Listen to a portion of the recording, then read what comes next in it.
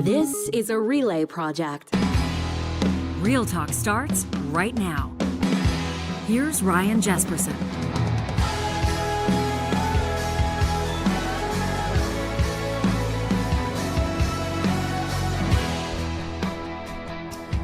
Well, there's a lot happening in Real Talkers. I know that just feels par for the course, especially when you are a loyal subscriber. We sure appreciate that, are tuning in, downloading the podcast, catching us on YouTube to make sure that you have the up-to-the-minute updates on the stories that are making news, and in many cases, the stories that are defining the landscape on politics, international relations, education, and that's exactly where we'll go today. We continue to receive an unbelievable amount of emails and feedback, not just from Alberta teachers, administrators, parents, and of course, communication from government as well as the teachers' strike continues this into its second week. And we will get to more of your comments today in the first half hour of the show. These are emails to talk@RyanJasperson.com. That's where many of you are sending us either your original thoughts customized for this Real Talk audience, a province-wide and nationwide audience. But of course, you're also CCing us on your communication, on your correspondence with government, in particular with the Minister of Education, Demetrius Nicolaitis, who joined us last week. You can find that in our archives, and with the Premier's office.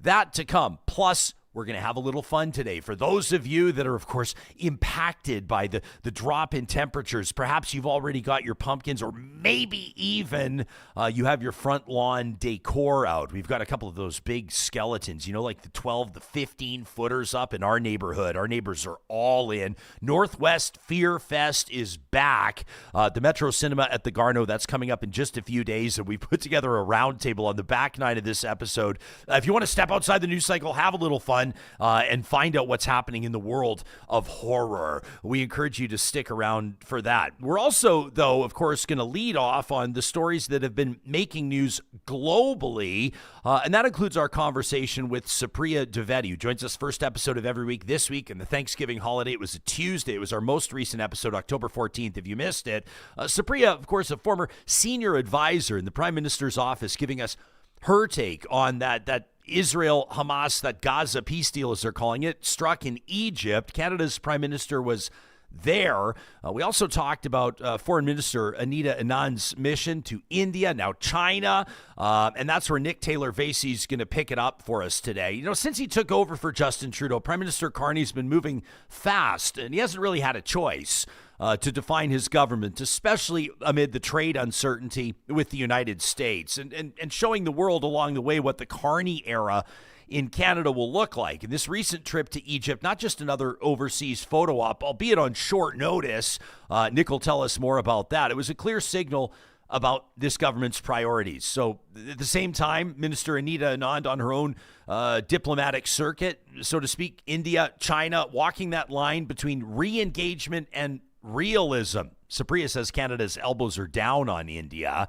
We'll see if Nick agrees. But together, these trips are telling a story about a government trying to reset, both on the world stage and here at home. So what's really behind this all? Nick Taylor-Vaisey is Ottawa bureau chief for Politico. He does an incredible job with the Ottawa Playbook, and he is in the spotlight in our feature interview today, presented by our friends at Mercedes-Benz Edmonton West. It's nice to see your face again, Nick. Thanks for joining us on the show.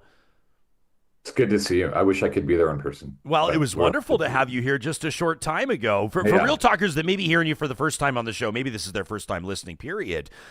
You worked with us, you and your team at Politico, through the federal election campaign, checking in all across the country. And that's kind of the point of what you do. Ottawa Playbook, sure, but these are the stories that are relevant to Canadians coast to coast to coast.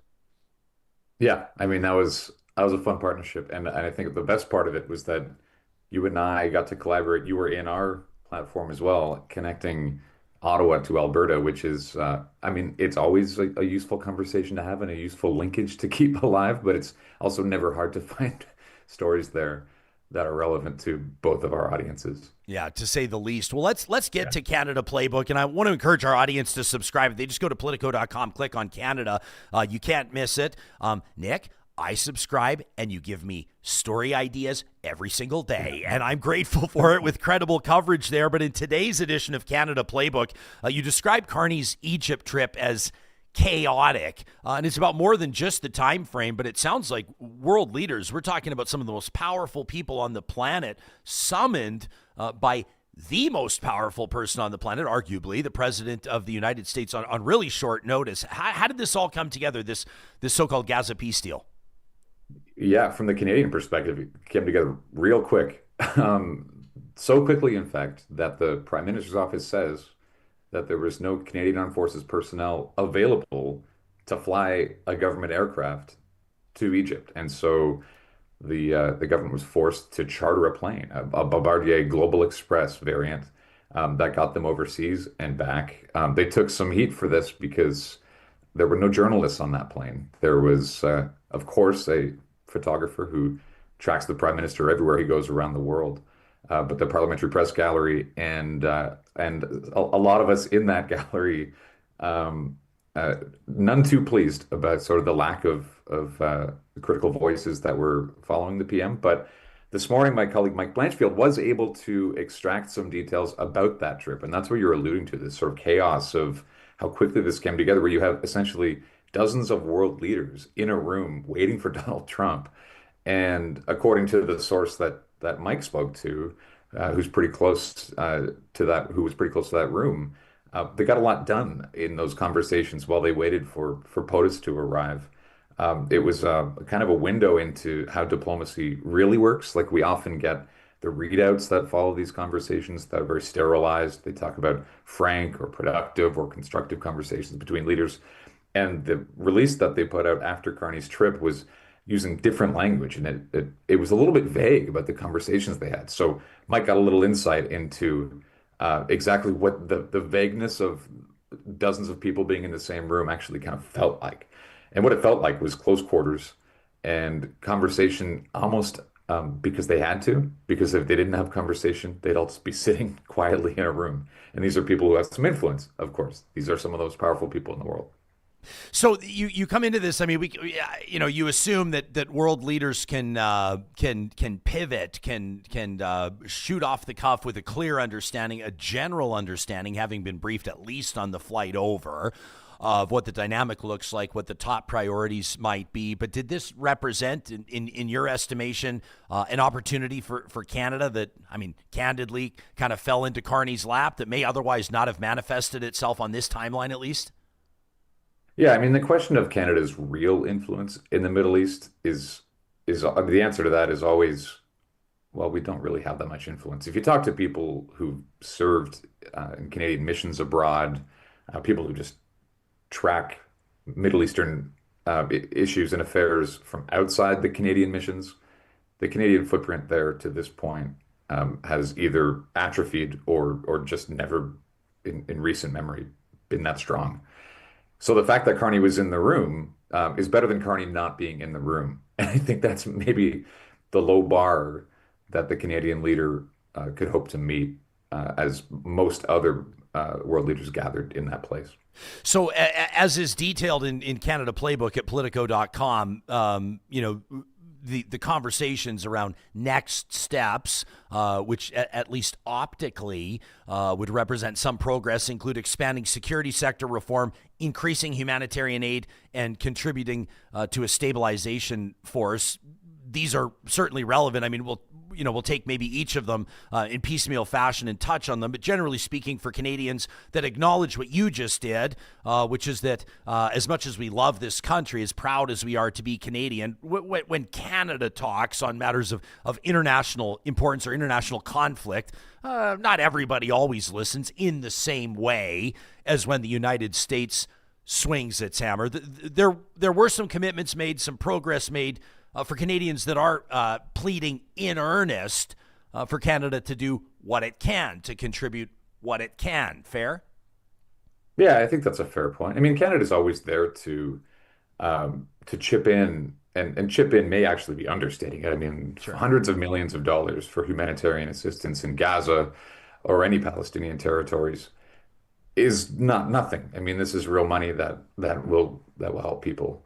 But when it comes to actually moving the conversation and coming up with a solution that produces some sort of lasting peace between the Palestinian people and the state of Israel is just not a conversation that Canada substantially impacts, at least, or hasn't to this point. Now, Mark Carney appears to be changing almost in real time and resetting Canada's relationships with some of these great powers. And we'll talk a bit about Anita Anand's mission, I know, to India and China this week. But even with President Trump, Carney seems to have turned the elbows up conversation, the sort of he wants to break us so he can own us campaign rhetoric, into what appeared to be a hot mic chummy moment at this summit in Egypt, where Donald Trump called Mark Carney the president, and Carney kind of joked, "Thanks for upgrading me."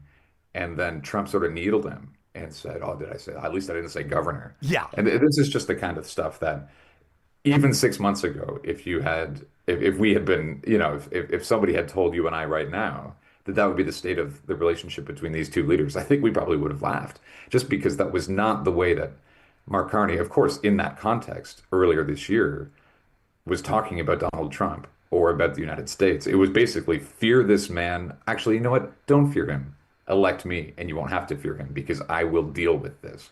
It's just, it's a total 180. And Carney's taking heat for it from especially the conservative opposition who say his elbows are down. But I'm not so sure it's an unpopular move to look like you're at least having good conversations with the president. Even advisors to past prime ministers will say any conversation with any U.S. president is better than the lack of a conversation. Right. So that's the balance, and there are many that Carney these days is trying to strike. But that's the balance he's trying to strike on the USA and on other countries around the world. Yeah, I mean, elbows up is obviously a hockey reference from a PM who loves hockey. The most famous elbows in hockey belong to Mr. Hockey, to Gordie Howe, who, as much as he was a menace on the ice, was also one of the game's all-time true gentlemen. You could say the same thing about the most vicious set of elbows that Alberta's capital city, and for that matter, the Big Apple, has ever seen. Any opportunity to bring up the Oilers shutting out the Rangers at Madison Square Garden, you know I'm going to use it. But who's that? It's Mark Messier. And the league named its leadership award after that set of elbows, and not just because he would concuss guys that were in his way, but also because of his diplomacy on behalf of the league, and also because of how he conducted himself and conducts himself in public. I'm not so sure that Supriya was talking yesterday, elbows down on India. You and I will get to India in a second. I'm not convinced that it's ineffective until it's not. If we're talking a year from now, and U.S. Canada trade talks are still at a stalemate, and there's been really no meaningful progress on renewing that North American deal and the like, then obviously Carney's political problems will be very evident to everybody. All anybody really cares about is the delivery. But I think that anybody that assumed or believed that elbows up and the campaign promise and the very effective campaign that it was, by the way, turning around a party that was destined for absolute desolation, decimation, maybe even, to still hold government, albeit a minority one. It was an effective campaign. But anybody who thought that meant that someone like Mark Carney was going to tell the president of the United States to pound sand, not talk to him, not try to build a relationship, not try to find common ground, not try to find some sort of amicable, environment, or at least that the sort of the tone of, we'll call it that, friendship. I mean, we call it the U.S.-Canada relationship. We refer to it as a friendship all the time. I think was fooling themselves. I don't know if what Carney's doing is masterful. We'll look to the tail of the tape to see if it is. But it strikes me as strategy. I don't know Carney personally. I doubt that he and Donald Trump would be dinner buddies or play a lot of golf together. But at the same time, the fact that they're talking, the fact that the president's not insulting him like he was wont to insult Justin Trudeau all the time, to me, regardless of if you voted conservative, liberal, or otherwise in the most recent federal election, you have to believe it's good for Canada. At least we're moving in the right direction. Yeah, I mean, of course, the risk is that he is seen eventually, Carney, as somebody who might go golfing, even if he didn't golf. The perception he might go golfing with Trump. He might be the kind of guy who might go down to Mar-a-Lago I don't think he's there yet. In other words, but he's softening. yeah, and I mean, I think we have to be careful about the Carney hockey metaphor here, only because he's a goalie. He wasn't a forward. But when you mention Messier I and should have Howe, said Ron Hextall. they both, of course, were ambassadors for the game. They both got their elbows up, but they both also scored a ton of goals. And so when you mentioned delivery, the next question for Carney is, okay, so he shifted this relationship with Trump, and he's trying to reset the relationship with India and with China. He's trying to have more influence at these summits, like this pretty high profile one in Egypt. So at what point does that actually start to make a difference in the lives of your listeners and viewers? And this cost of living crisis that is still huge, of course, in Canada, still by far the most important issue for most people. Like every pollster says so, and you don't have to ask a pollster to hear it. People talk about cost of living everywhere you go. You and I talk about it probably in our own heads when we go to the grocery store. And then there's crime as well, which is around the edges of public opinion.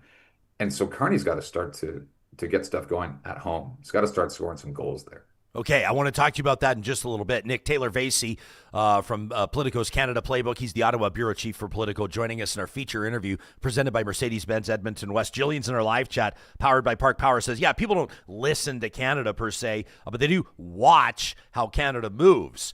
Canada's trusted and has credibility worldwide that the U.S. doesn't. Canada is still viewed as a country that acts with integrity. I think that's a great comment. Others of you not so sure, go for it. Says higher tariffs are all we've got so far. Carney should quit talking. Some folks are waiting to see that trend turn around. Why are you laughing when you hear the comment? Well, because that's a fair point. I think both is. those comments are fair points. And Carney's argument, his spin and the liberal spin is Canada has the best deal in the world with the United States, which is a fair argument. CUSMA, or USMCA, as we are forced to call it in Politico land, because we write for Americans. Yeah, I call it NAFTA 2.0. Largely in effect. But of course, these strategic sectors, lumber, steel, aluminum, autos, they're hurting. I mean, we're seeing the impact in Ontario today of the tariffs, where Stellantis is moving production out of Brampton, Ontario, and into an American plant of a new Jeep. So this is having impacts. And as much as the Prime Minister has clearly improved his personal relationship with the president, and it's possible that is trickling down and there are more constructive conversations about some sort of trade and security deal that has been in the works for months, people are hurting. And they're not just hurting broadly, they're hurting specifically in those sectors that we keep hearing about. Hey, I want to veer off on this for a second. You talk about Stellantis. It says it's going to invest $13 billion. I'll reference some reporting here by the AP to expand its American operations, adding more than 5,000 jobs, U.S. jobs. As Canada's auto industry continues to grapple with be slammed, I would say, with U.S. imposed tariffs. In your opinion, as a political correspondent, I would imagine that you would see something like this as so much more significant, not in a good way, both for Ontario's premier, but mostly probably, I would say, for the government of Canada here, because politicians, in particular opposition politicians, will spend a lot of time talking about things that could happen or things that might happen. But when something does happen, like a plant closure, different landscape for sure, but we saw more than 500 jobs lost in Calgary with Imperial Oil just a short time ago. When that stuff does happen, it obviously, I think, contributes to a much more effective and strong narrative for opposition, puts a lot more pressure on governments, doesn't it? The bleeding is occurring. The bleeding is happening. And in both the Imperial situation and Stellantis, these are companies with Canadian executives, but they are companies with American executives who make decisions. And in the case of Stellantis now, this means that the C-suite, the board of directors, anyone who needs to approve this sort of thing has already made the decision. So as much as there will be complaints from Unifor, the union, from Ontario Premier Doug Ford, whose elbows are still up. He has not given up on the elbows up approach. And of course, Prime Minister Carney, whatever they all say, these decisions are being made right now. And so in lieu of a deal that comes up with some sort of, change to the landscape, this is what's happening in the interim. Interesting. Real job. I like this from Darren in our chat, by the way. Here's Darren's Wednesday morning perspective check. Says, we're very lucky to live in Canada. Says, we're almost always listed as one of the most respected, near the top in happiness, one of the wealthiest countries. Says, if you're not happy here, it's probably not the country. Darren, tapping into Jim Prentice's advice to Albertans, may he rest in peace. Time to look in the mirror. I like that. Not to say that people aren't struggling with affordability.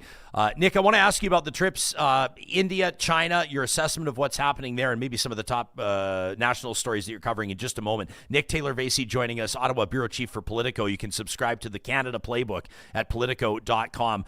Real Talkers, if you're anywhere in the province of Alberta, I want to make sure that the Edmonton Chamber is on your radar in particular, because coming up in about 28 hours from now, I'm proud to be partnering with the Edmonton Chamber of Commerce to host their 2025 State of the Province address. If you go to edmontonchamber.com, click on events, you'll find it there. This sells out every year, and as a matter of fact, it may have sold out as yesterday. Last I checked, a couple of tickets available. Alberta's Premier Danielle Smith will be addressing a massive crowd, more than 1,000 of the Metro Edmonton region's movers and shakers will be gathering to hear from Alberta's Premier. You can check that out. It's going to be at Ford Hall at Rogers Place, the Church of Hockey.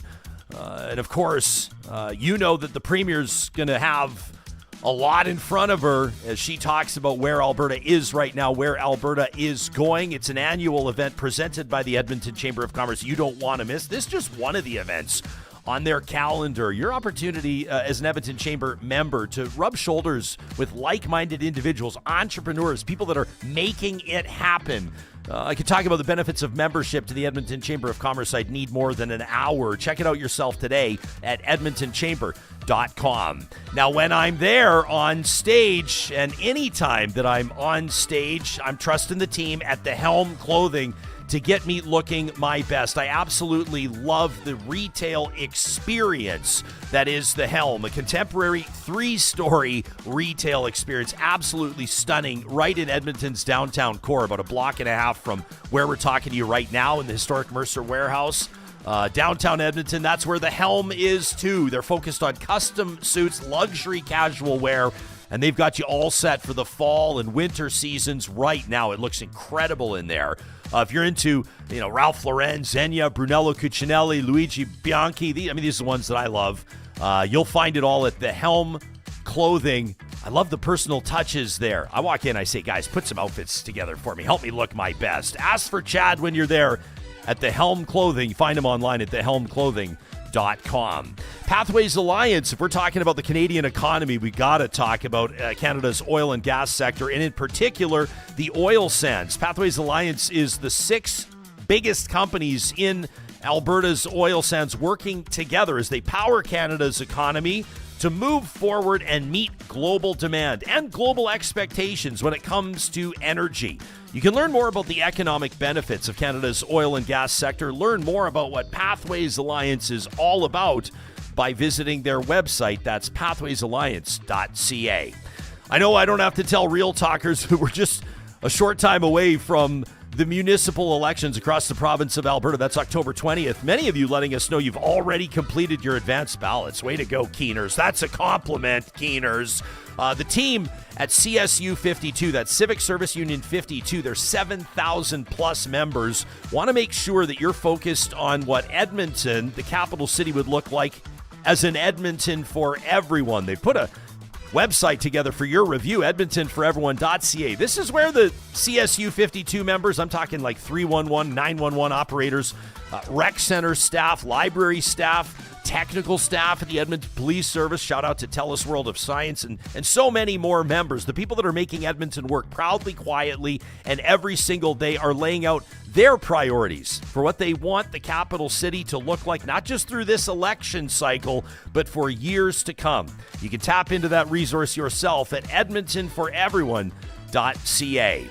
And what a fantastic feature in our most recent episode of Real Talk. In fact, every Tuesday over the next number of months, we're going to be bringing you stories of the echoes of the Alex, the Royal Alexandra Hospital celebrating 125 years, if you can believe it. And every Tuesday we'll bring you a story, someone whose life was forever changed by their interaction at the Royal Alexandra Hospital. This week it's Brent Kelland, a retired paramedic who found himself in the back of an ambulance. He found himself facing a pretty serious situation at the Royal Alexandra Hospital the hospital there, in particular the CK Hui Center, where he underwent an emergency heart surgery. Now back on his feet, back on his skis. Way to go, Brent.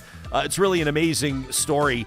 And of course, all of this to raise awareness around what the Royal Alexandra Hospital Foundation is doing and the importance that this incredible inner city hospital represents to healthcare in Western Canada. You can help contribute to the next 125 years at the Royal Alexandra Hospital. If your family has a story, we'd love to hear about it. And if you're moved by the stories you're hearing here on Real Talk, you can consider a donation today. Pledge your support at giveToTheAlex.com. Nick Taylor-Vaisey, our guest in our feature interview presented by Mercedes-Benz Edmonton West, Ottawa Bureau Chief at Politico. Nick, Canada's Foreign Minister Anita Anand sitting down with Narendra Modi in India. Pretty significant situation, if for no other reason, that Canada and India have been at odds, and that's probably putting it lightly, expelling each other's diplomats. It's been a situation over the past couple of years after then Prime Minister Trudeau's remarkable statement in the House of Commons alleging high levels of Indian interference that was putting Canadians, in particular sick Canadians, in danger and in some circumstances winding up dead. As you evaluate that mission, that diplomatic mission, where's your focus at? Well, the broader lens, I think, on this is that this government is, well, they will call it being pragmatic. They look at really, really thorny issues and they say, we could avoid the conversation, but let's have a conversation. It might be awkward. It might be tough. And it might be a tough political sell too. So on climate change, for example, they will talk about the importance of cutting emissions and taking climate change seriously. But they will also talk a lot more than the previous government with energy companies, with oil companies. They openly talk about pipelines. And in foreign affairs, it means having conversations with India where there are credible allegations of Indian government involvement in the murder of a Canadian citizen on Canadian soil. Yeah. But Anita Anand is going over there to talk to the Prime Minister. And then on the same overseas trip is going to speak with Chinese officials, high-level meetings with Chinese officials, which may be setting up a meeting later this year, not too far, like in the next few weeks, between Carney and Chinese President Xi Jinping. And so this is a tough assignment for the foreign minister, who talks now a lot about strategic diplomacy. Now, I kind of think like what diplomacy isn't strategic, but whatever. This is her phrasing, and that's fine. What she means by it is have difficult conversations with economic giants, where our functional relationship, in their estimation, is better than the lack of one. It's a high stakes trip for her. When we talk about global superpowers, obviously have to talk about China, and it's interesting. It depends on the context of what you're talking about. If you're talking about things like Arctic sovereignty, or you're talking about U.S.-Canada cooperation on defense, or what have you, a global presence, you're talking about China and Russia in somewhat of a threatening sense. Or maybe not even somewhat. Then when you're right, and then when you're talking about tariffs, it depends, probably what region of the country you're talking about. If you're talking to canola farmers, it's a big deal. If you're talking to others, it may not be on the radar. And then when you're talking about this, trade tiff with the U.S., a lot of folks are looking to China as a massive global market with a ton of potential for Canadian commerce. So, I mean, there's a lot on the foreign minister's plate here in any meeting with China. What are the top priorities as far as you can tell? Well, with China, the emerging issue domestically here, which is yet another thread to needle to thread for the foreign minister, is, look, you mentioned canola, and now we have the auto sector in Ontario still in crisis. So the Saskatchewan Premier Scott Moe does not want tariffs on canola. Those are threatening hundreds of thousands of jobs. China has opened the door to the end of those tariffs by asking Canada to drop its tariffs on Chinese imported electric vehicles. This is broadly now a new test of Team Canada, of Canadian unity. And when you bring in the Indian conversation as well, you have a British Columbia diaspora politics, and not just in British Columbia, but that is certainly the flashpoint for the murder of that Canadian citizen a few years ago. And then you have canola farmers in Saskatchewan on the prairies, and then you have the auto sector in Ontario. And there's no one way, no clear win-win-win-win for all of these groups and all of these interests that it makes it easy for the prime minister or for his cabinet. I mean, these are zero sum in some cases. Drop these tariffs, you get these tariffs dropped, but that may mean something bad will happen to another sector. This is the ultimate test, I think, of those the unity in those early months of 2025, when every premier seemed to be on board and seemed to be playing ball with each other on cutting down interprovincial trade barriers and just not fighting in public anymore. The fights are going to come more likely than not. Nick, in closing, I know that your colleague Mickey Jurek, who does a phenomenal job, has a feature coming up on the NDP leadership race. People will be privy to that when they subscribe to your Canada Playbook. I guess your general sense of that NDP leadership race. I want to be careful, like how I frame things. I'm not insulting hundreds of thousands of voters, what have you. That I'm respecting democracy. I think it's important to have equitable and I think diverse political representation across the country. Doesn't seem like I mean, with respect to maybe party members, like no one's paying attention to this. Heather McPherson out of Edmonton Strathcona wants to be the next leader of the federal party. Could make it interesting. You could have an Edmonton-raised prime minister. You could have a Calgary-raised leader of the official opposition. You could have an Edmonton-residing leader of the NDP. Talk about an Alberta trifecta. But just your general thought on that leadership race to this point, what it's all about. Well, the NDP's greatest challenge, both in Ottawa, in the House of Commons, outside of the House of Commons, and anywhere across Canada, is getting people to notice them. People talking about provincial New Democrats, a couple of governments run by provincial Democrats, but the federal party right now is struggling to gain notice. And Mickey talked to Heather McPherson recently, and in tomorrow's Canada Playbook, you will see the fruits of that interview. They do talk about pipelines. It does get interesting because, as you know, as your listeners and viewers know, the NDP and pipelines, depending on which New Democrat you're talking to and which part of the country, don't always agree. Yeah, that's one way to put it. I feel like had Rachel Notley not been not achieved rock star status among those bleeding orange, she would have been crucified for her comments in support of pipelines in Alberta during her tenure. But let's be real, she had absolutely no other option unless she wanted to be run out of office. That's just the way that it is. That's a fact. Probably the most conservative NDP leader in Canadian history, fair to say?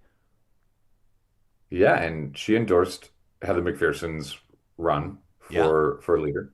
And stay tuned for what Heather McPherson thinks about pipelines. Yeah, we shall. Nick, it's always so good to have you on the show. We always appreciate your time. Keep up the amazing work with the Canada Playbook, and give our thanks rather to the rest of your team at Politico for the excellent reporting day after day.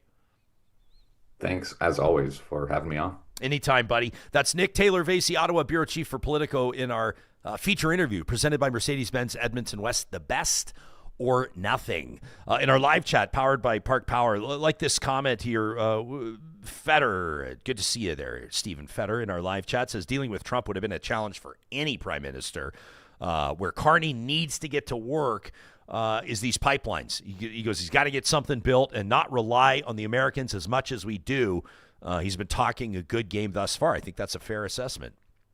Denis wonders, why do we worry about our cost of living when Donald J. Trump can't even make his own country affordable except for the 1%? Fair enough, Denny. I don't know if the United States is getting any more affordable for anybody. But of course, you also, I'm sure you would acknowledge that when people are having a hard time paying their bills, when people's costs are going up across the board, utilities, insurance, you name it, groceries, everything else, of course, it's going to be cause for concern for sure. A lot of you talking about Kuzma and that American, the U.S., Canada, Mexico agreement. Erica says, there's a fine line between bending the knee in subjugation and playing the game with Trump to stroke his ego. It takes skill and diplomacy to walk that line. I think that's a great comment. What's that word that Carney's used several times, at least on 2 occasions, while meeting with the president in Washington, D.C. He describes him, he doubled down on it just the other day, calls him a transformative president. True. Also, if you probably look at that word, I know we got more teachers than usual that are catching the show here, not for good reason. I'm not laughing that you're on strike, but we're hearing from you loud and clear. We know you got more time on your hands right now than you'd probably like. For those the language arts teachers, the grammar nerds, that's a compliment. Transformative is not necessarily a compliment, right? I mean, transformative. I mean, Trump kind of like puffs up when Carney says it, but you could say when I hit the ditch and rolled my SUV going 120 last winter, it was a transformative experience, right? Whether you started going to church or whatever, it could have been a transformative experience. That doesn't mean it was excellent from start to finish. So Carney does have his hands full. We're hearing from a ton of you as well to localize the conversation. Probably the number one story across Alberta right now is this teacher's strike, which has entered its second week. And we're now kind of on watch, I think, to see, because the feedback we're getting from you and what we're not hearing from government is that it doesn't appear as though this is going to be resolved anytime soon. It doesn't appear as anybody's getting any closer to being on the same page here. We heard that from Dr. Jason Foster. By the way, Dr. Foster joining us on the October 14th episode of the show. You can check this out. It's one of our highlights on our YouTube channel. The headline you're looking for: Will Alberta teachers be ordered back to work? Johnny did a great job boiling down that conversation to less than 3 minutes. If you want to just get to the meat of it, Dr. Foster is a labor relations expert at Athabasca University, talking to us about the similarities between the 2002 Alberta teachers strike and the 2025 Alberta teachers strike. I commented to him that in our conversations on the show with Jason Schilling, the ATA president, and with the Minister of Education, that they're acknowledging the same challenges. They're acknowledging, similar priorities. There's obviously great distance between the two sides on a class size cap. That's obviously a big one. Probably the temperature of that relationship is factoring into this. But let's be honest, teachers can't stay out of work without getting paid for months. The government's not going to allow it to happen.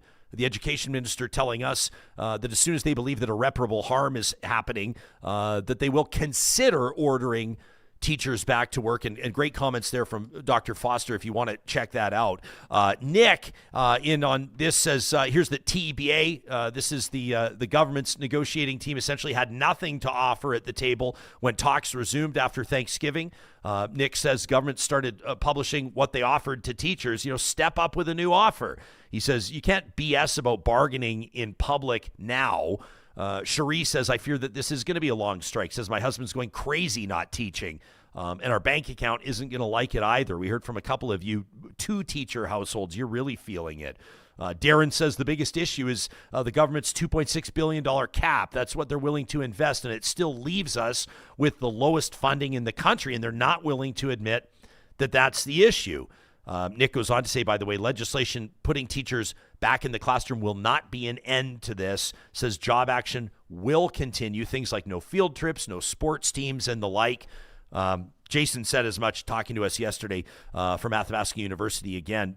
Basically said, teachers being ordered back to work after 3 weeks off the job in 2002, like 23 years ago. How's that to make us feel old? Said that was kind of, and it was a tough situation there already based on the Klein cuts, the public sector cuts, that animosity that existed. He didn't use the word. I'll use it. I think it's obvious. He says ordering them back to work in 2002, it just didn't get rid of the problem at all. It kicked the ball further down the road. And that's still probably part of the reason why things are the way they are today. Not obviously every reason, but that contributed to it. It's not been a wonderful relationship. And he makes a good point. Although if anybody can cite a jurisdiction where teachers and big public sector unions have wonderful relationships with government, we'd love to hear it. I'm not sure that I can think of one. Harry CC'd us. Thanks, Harry, on his email to the education minister. He sent this, as a matter of fact, about 6:30 this morning. Harry was up early, maybe wrestling with this, maybe feeling sleepless. I don't know. Says, Honorable Minister, my 5-year-old daughter was in tears yesterday asking why she could not go to kindergarten. Says she has 13 years of public education ahead of her. The same with my 3-year-old son. Harry, you and me parenting a child of the same age. Harry says, I find it really hard to believe that the wealthiest province in Canada consistently has close to, if not the lowest per student funding for public education in the country. Harry says, let's choose to take pride in our province and the people in it and adequately fund public education and commit to better learning conditions for our students. He says they deserve it. Adele wrote into the show. She says, Jespo, I was listening to Real Talk through last week, running around trying to make ends meet with my strike side hustles. Says, and I've got some thoughts. So Adele's a striking teacher, one of the 51,000 out there, trying to make ends meet. This is real life. She says, I really do appreciate the education minister going on Real Talk, having an open discussion. It says, though, there does seem to be a lot we disagree on. I do think that it's wildly inappropriate that our public dollars are funding private religious schools. Says church and state should be separate. Religion is a choice. Autism is not. And these shouldn't be grouped together when justifying funding private schools. She then goes on to talk about why there's still public and Catholic school divisions. Man, that's a big conversation. We've had it before on the show. We can definitely have it again. Adele says she started her career 20 years ago and says there's definitely been ups and downs, but the last 6 years, there's been a significant decrease in job tenability. Our instructional minutes have disappeared, swallowed up into our assignable time. Teachers are teaching more classes with more students in them. Says, for a humanities teacher, for example, this is 50 more assignments approximately to mark, which is hours and hours over a semester. All of it's done on evenings and weekends. Adele says, I teach foods. Says this is 30 17-year-olds in one class. Even the noise alone, she says, is crushing to my nervous system. Without a break in the day on concrete floors, I need cortisone shots in my feet. I like this. This is real life stuff. This is real perspective. She says, I know I signed up for this before anybody emails in, but without any change in wage over the past decade, it makes it a difficult pill to swallow. There's a price for everything, and my family's suffering so I can keep doing the job that I want to do. She says, I see immediate solutions to it, to attend to class sizes and complexities, offer alternative school programming hours, evenings, weekends, summers, use existing buildings available now while new schools are being built. She says on Calgary Trail in Edmonton, for example, there's a Rona store, could make a great trade school. I don't know, it's sitting there. Add teachers to existing classrooms, maybe a 2-teacher team, and consolidate public and Catholic divisions. Man, that'd be an interesting one. I don't know if Danielle Smith has the political will to bite that one off, nor does the desire to do it. There are so many, if you're talking about costs, government investment, bottom line, many justifications for amalgamating public and Catholic school boards obviously would be met with great protest. I'd be curious for your thoughts on that, Real Talkers. Talk at RyanJesperson.com, or if you're catching this on YouTube, leave a comment on the episode. Adele says, but ultimately I need a raise. Like everything's gone up. Mortgage rates, insurance, groceries, utilities, everything's gone up except my wage. Every month is a struggle. And that on top of feeling like I've been hit by a bus at the end of every single year, or at the end of every single day, rather, is no longer doable. She says, and I'm a seasoned teacher. Like 12% even isn't enough, given the lack of increases over the past decade. Adele says, we are floundering. She says, Jespo, this email's coming to you because I appreciate the voice you're giving the community. She says, Minister, she CC'd him on this. She says, Minister, I believe that you believe in education. And she says, I'm open for discussion at any time. That from Adele. That's a fantastic email. Appreciate it. I mean, aside from all the stuff you're putting up with and the battles that you're waging, Adele, we sure appreciate it. That's one story. That's one person's story. We want to hear yours, including if it's from a completely different perspective, right? We're not here to just preach one perspective, maybe aside from, can we all agree how important education is? And these are our kids we're talking about. But if you have different solutions, a different perspective on this, we want to hear it. We're going to have some fun in a minute, a Real Talk Roundtable to lighten things up. what other show lightens things up talking about horror films? I don't know, but NorthwestFEARfest is back at the Metro Cinema at the Garneau, getting set to kick off. And the festival's director, Guy Lavallee, has worked with us to bring together 2 directors, and we're going to have a lot of fun with that in just a quick second. It is Wednesday, it is midweek, and that means that our friends at Tourism Jasper have a new focus for us that's all about the mountains and Canada's crown jewel, Jasper National Park. It's MyJasper Memories, proudly presented by our friends at Tourism Jasper. And before you know it, Real Talkers, I know that some of you, I got a message from my buddy Chevy today. He says he's going to head out golfing one last time, asking if I can come. I said, Chevy, the clubs are away. The snowboard is out. I said, Chevy, I'm sharpening my edges. I'm getting the base waxed, because before you know it, Marmot Basin will be open. And they've got special things happening at Marmot. Check this out. This video takes my breath away every single time that I see it. These are some of my favorite memories at Marmot Basin that we're talking about. I'll get to some photos in just a quick second.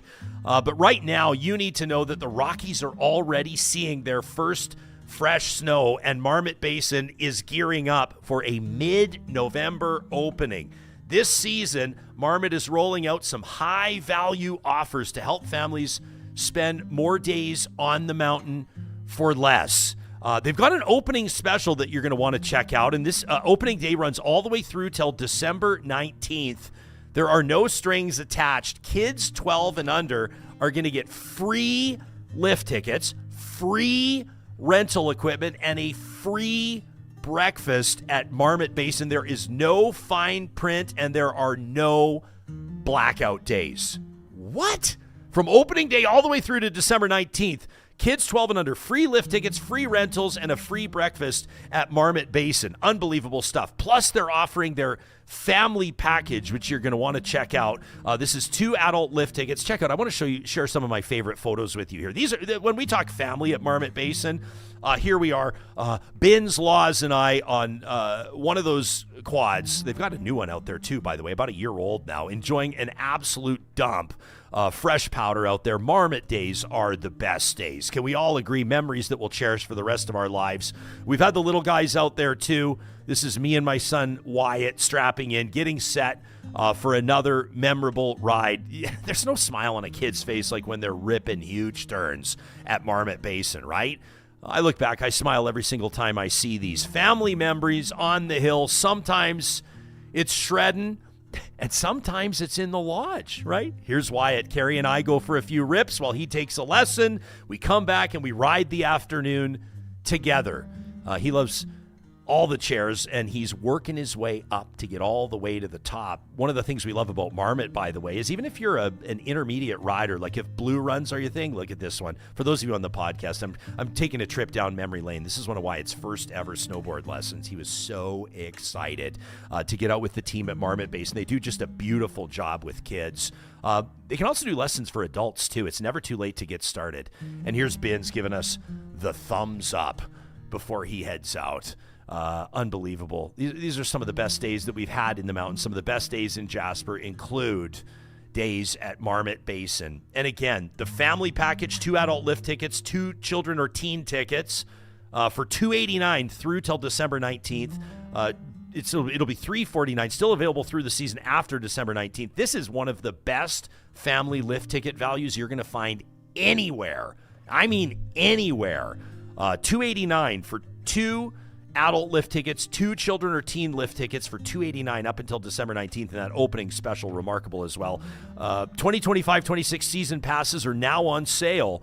It's never too soon to lock yours in at skimarmot.com. And a reminder, if you're looking for accommodations, you want to pick out a restaurant or 2 to visit while you're out there, we had a wonderful trip through just a few weeks ago. Stopped at Otto's Cash on the way through for a latte and sandwiches. That's one of the new additions out there. Absolutely loving it. You can check out Tourism Jasper's website, a wealth of information there at jasper.travel. Make your Jasper memories today. Put that plan in place. And every Wednesday here, know that MyJasper Memories will be presented by Tourism Jasper. We're so proud of that partnership. Again, that's jasper.travel. All right, well, that's enough about news and politics. Let's lighten the mood with talk about fear and blood and guts and horror as we welcome NorthwestFEARfest Festival Director Guy Lavallee to the studio. It's nice to have you back. Thanks, Ryan. Tugging at the heartstrings there with the Jasper Memories to get the juices flowing. Did it move you a little bit? It moved me, yes, it did. Do you have a favorite Jasper memory? I have a lot, actually. I had really good friends who lived up there for about 10 years. So I used to go up there I'm not a skier. I grew up in Manitoba. Okay. So cross-country Shout out skiing Manitoba. was our jam, right? And when I moved out here originally, I think I was at the age already where I was too scared to try downhill skiing. I've done it a few times, but it was not my forte. But I had good friends that lived out there for 10 years, so I'd go up in the summer all the time and go running in the mountains and jumping into the icy lakes, and beautiful. Love it, love it, love it. One So of the best good. places on earth. You know that they can do adult lessons. I know. You can always tell the first time skier. I know. You know how? They're wearing jeans. Yeah. That's how you can identify the first time skier. Hey man, we're stoked to have you here. October 15th and 19th. It's coming up. Like we're here. We're here. It's time. So basically, people that are watching this or listening to this today, the day we're doing it, NorthwestFEARfest is officially underway. Yes, it is. And for the next 4 days, you will be screening films that will freak out audiences and delight those whose favorite genre, or at least one of the top genres, is horror. Yeah, and it's interesting. I kind of catch myself all the time referring to it as a horror festival, but it really is a genre festival because it's not all like super crazy, gory, scary movies. There's also like some kind of comedies and satires and documentaries, including the opening night film tonight as a doc, right? Yeah. On the Rocky Horror Picture Show. So there's kind of we like to say there kind of really is a little bit of something for everyone. Even for family-friendly stuff. I mean, we're showing The Goonies and we're showing Tim Burton's Corpse Bride, on the weekend as matinees. So there's a little bit of something for everyone. But I woke up here on Monday morning, on Holiday Monday, thinking like, oh, it's this week already, isn't it? How did that happen? But we are here. We're in the thick of it and ready for a pretty good run here over the next 4 or 5 days. Amazing. Well, we're thrilled, and not just have you here to talk to us about this and have some fun, but you've also tapped on the shoulder a couple of directors, whose films will be screened, including the opening night, which is going to be great. So let's welcome them to the show and say hello. Linus O'Brien, a multidisciplinary creative, the director of Strange Journey, the story of Rocky Horror. We've been talking about this over the past number of days. This is a doc celebrating, of course, the 50th anniversary of the Rocky Horror Show and its creator, Richard O'Brien. Brandon Christensen also joining us, director of Night of the Reaper. Welcome to the show, guys. Thanks for being here. Where's your head at? Linus, let me ask you first. Opening night, kicking off NorthwestFEARfest as we get set to screen Strange Journey, the story of Rocky Horror. Yeah, very happy to have our documentary at your festival. It's been an exciting 6 months, and this is another little excitement for all of us who've created the documentary. Can you talk to us about how this came about? I mean, obviously, it seems like 50th anniversary, a no-brainer. I'm finding that hard to believe. It feels like there's a few things this show that are making me feel old, Guy. This is one of them. But an iconic film, obviously. Talk to us about why you took on this project. Well, I saw these comments underneath this YouTube clip of I'm Going Home 3.5 years ago. I mean, it's always been really important, Rocky, to our family. My dad created it a long time ago, and we always knew it was important to people, but we didn't really understand quite the degree until I saw those comments and realized the deep and lasting impact that Rocky has provided. I think Rocky, for its legacy, will be community and connection after all, and hopefully our documentary highlights the people who've loved it so much for the last 50 years, and also at the same time celebrate my father's work. Yeah, and remarkable, like groundbreaking work, iconic work. Like when you talk about cult classics, this is right at the top of the list for this audience. By the way, is it sold out already, or do you have is no? There's some tickets still available. Tickets available. Okay. Yeah. Let's take a quick look at it before we dig in. Here's a clip from Strange Journey, the story of Rocky Horror. And they finessed the chorus and arrived on time for rehearsal with the time warp. Oh, and doing the time warp, drinking those moments when the blackness would admit and the void would be calling. Oh, let's do the time warp again. The nice thing about it was there was no pressure on us, because it didn't matter if it didn't go any further. It really was a moment in time and a moment of fun. Yeah, so...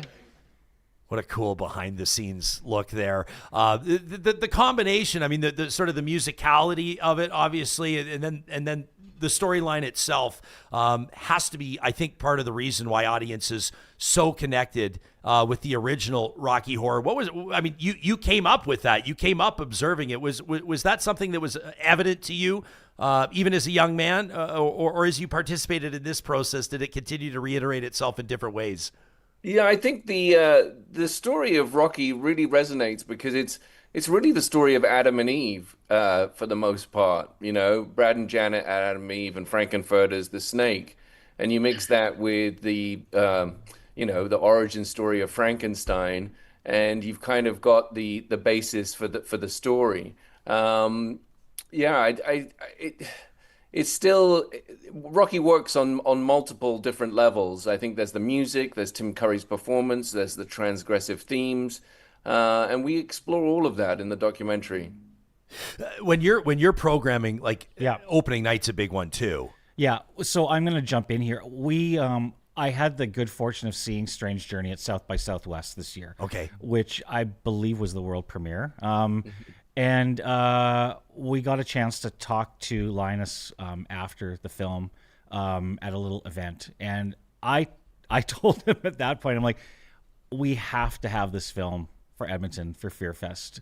And we've just been talking since then to make sure that it could happen. And, the really important thing I think to keep in mind about this particular film is, this might sound like a strange thing to say, but you don't need to be a Rocky Horror Picture Show fanatic to fall in love with the film. It's the heart. I mean, that to me is what really makes a great movie, a movie that audiences will really fall head over heels for. And that's what you get from this one is it's the heart and soul behind it. That's what makes the movie so endearing. And this celebration of, like, a lot of people like myself in the horror community that love genre films, love cult movies, have always felt kind of a little bit, at odds with the rest of so-called regular society. It's such a celebration that there are more of us out there. I love. It's really nice to hear. Yeah, what take us into like your response to hearing that? That's pretty cool feedback. It's everything because we don't want it just to be for as much as we celebrate and love the fans that have loved the movie and the stage play for 50 years. Yeah, we want the film to appeal to everyone who maybe only has a little idea of what Rocky's like, and so to be able to show them the history and the impact that it's had on people who feel different or a bit marginalized or just on the fringes of society. I think it gives them a deep appreciation for it, and those comments have been echoed by other people that have seen the documentary and only know about it kind of tangentially, the themes of Rocky. So to have it work for Rocky fans and for the general public, it's everything we could wish for. And we just got some really good news yesterday. It's just been we've been nominated for Best Documentary Feature, Best New First Documentary Feature at the Critics' Choice Documentary Awards in New York. So we're very happy about that. Well, congratulations. It's a big company too. And there's some other, I saw those nominations yesterday, and you're in with some heavy hitters. Like it's an honor to be nominated with those other films. It's well deserved. Ben Stiller's in there as nominated as well for his documentary. Yeah. So to be nominated in a same category as him, who's been a hero of mine, is a real thrill. Although Linus, you were people should know you served as head of development for Network Entertainment for some time, contributing to a couple of Oscar shortlisted features, right? Like Facing Ali, which people will be familiar with, and you later worked with Oscar-winning producer Bill Vince as director of District 319 in Vancouver. Yeah, I lived in Vancouver for 6 years and became a Canadian citizen there actually. Yeah. And so yeah, it was really nice working up there with them and working as head of development up there. For 4 years or so. Oh, very cool. I want to officially welcome Brandon Christensen to the show. Brandon, director of Night of the Reaper. Thanks for making time for us this morning on Real Talk. Are you joining us? That looks like that looks to me like a director's office. That's a solid looking office, right? You got the film. Yeah, that's right. I should have complimented. We compliment people on their plants, on their pets, I can direct things from here. on their wall hangings. Brandon, where's your head at heading into Northwest FEARfest with Night of the Reaper? Set to see a packed house. I'm thrilled. I'm really excited. I haven't been up there for a festival yet, so I'm really excited. And is it Guy or Guy? Yeah. I've been talking to him for a while. I know, and but he's been so passionate. I have been, yeah, and it's Guy. Yeah, we've actually met before because I also work with SIF. So we met in passing a few times. But Tell people what SIF is. Oh, Calgary International Film Festival. Okay. In programming there, but it's the first time we've been fortunate enough to have Brandon coming up to our festival here with not one but two films to close the festival. It's interesting.